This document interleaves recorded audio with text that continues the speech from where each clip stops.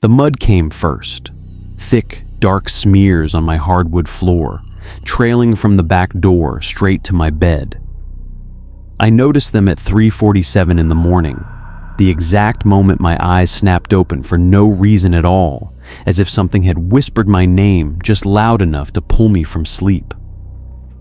The footprints were fresh, glistening faintly under the porch light that seeped through the curtains, each one slightly different from the last, as if the person who made them was adjusting their gait with each step.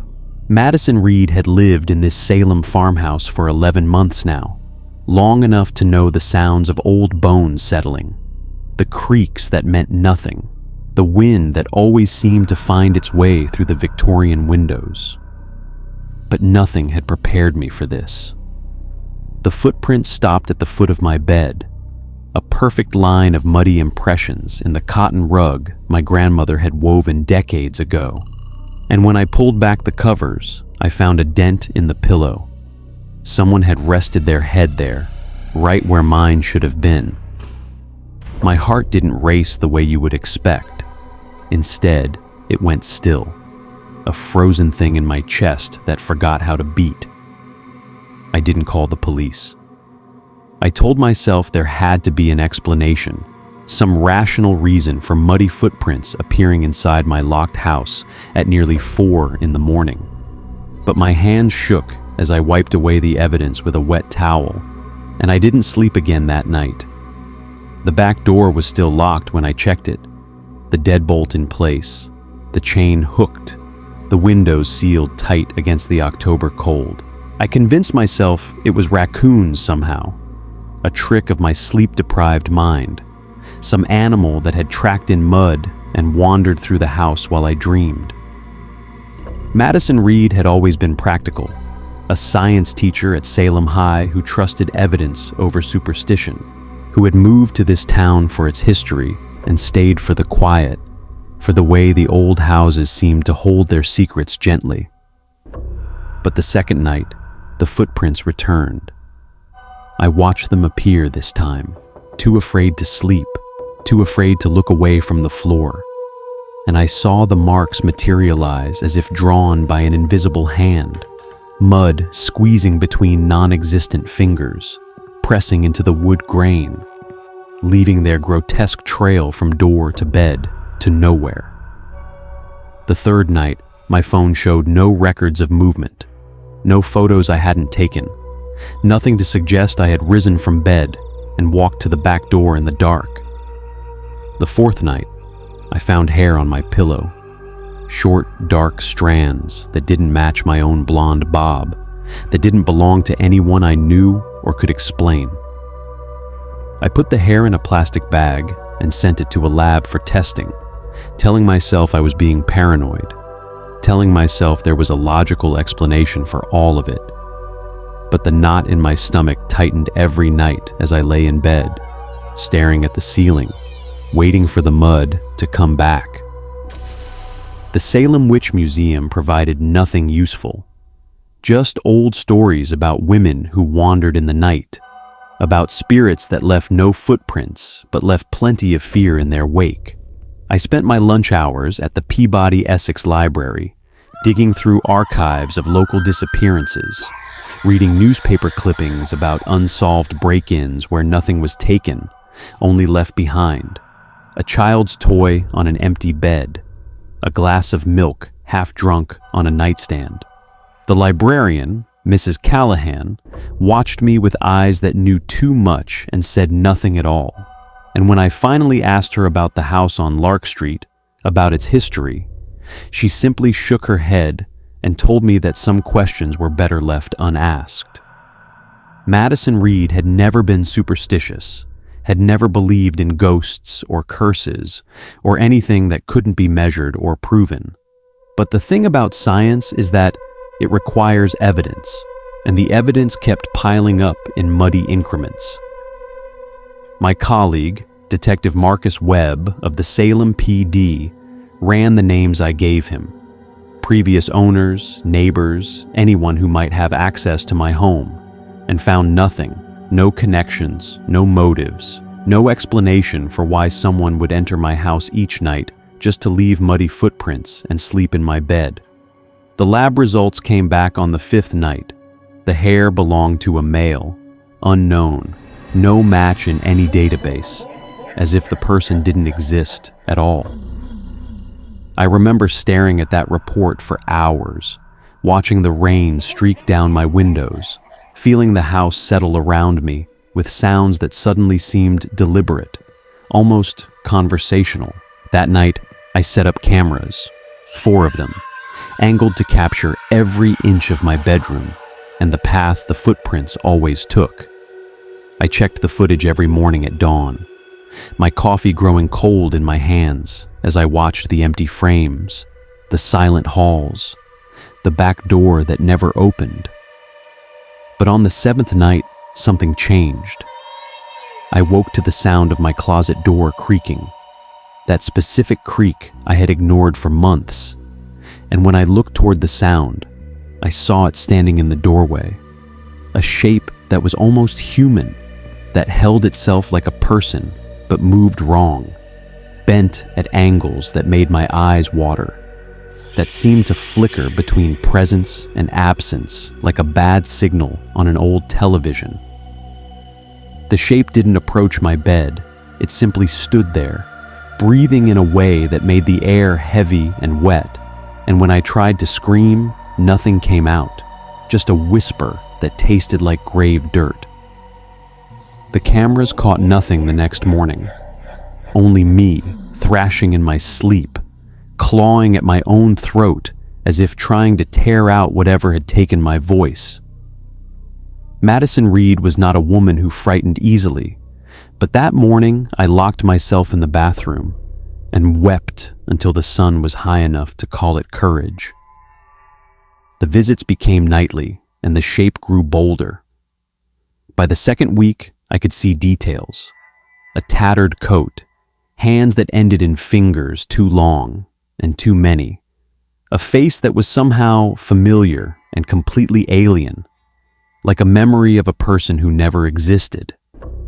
I stopped going to work, stopped answering calls from my sister in Ohio, stopped doing anything except watching and waiting and trying to understand what wanted from me. The muddy footprints started appearing more frequently, not just at night, but during the day too, as if whatever was leaving them was no longer bound by time or reason. Madison Reed had always believed in the power of the mind, in the ability of human consciousness to overcome fear.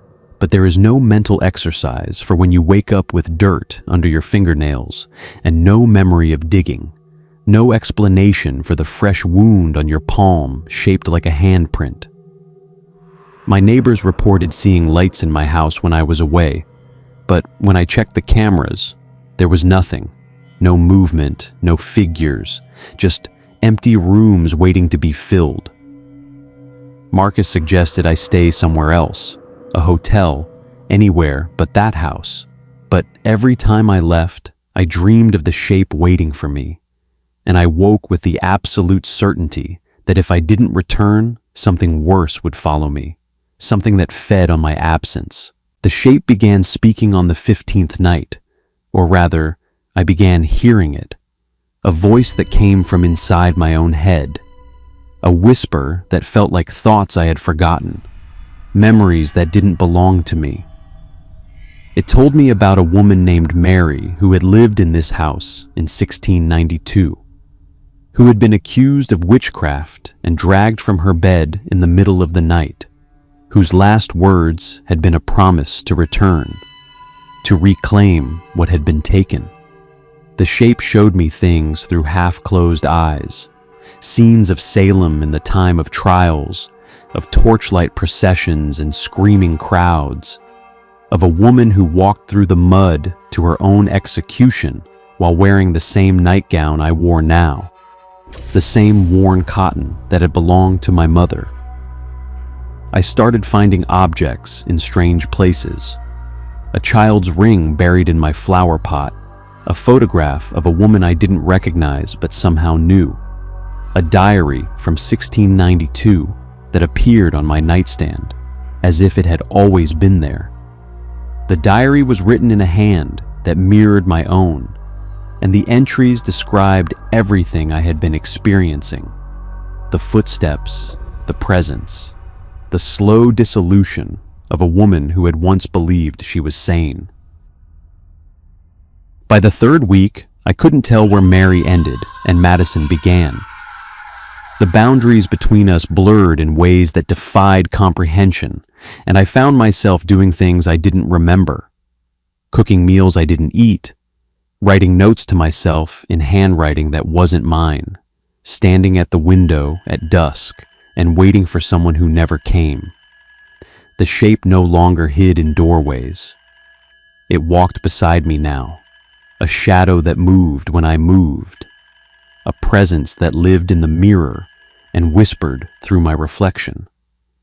Madison Reed had once been a teacher who loved her students, who dreamed of someday writing a textbook that would change how people understood biology.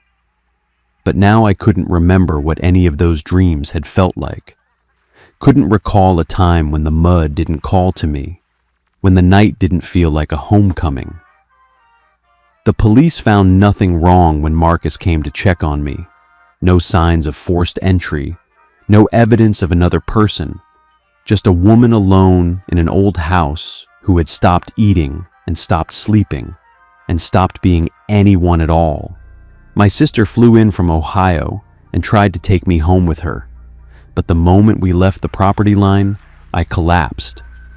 I actually collapsed, my body refusing to move, my lungs refusing to breathe, as if some part of me had roots sunk so deep into this land that leaving meant death.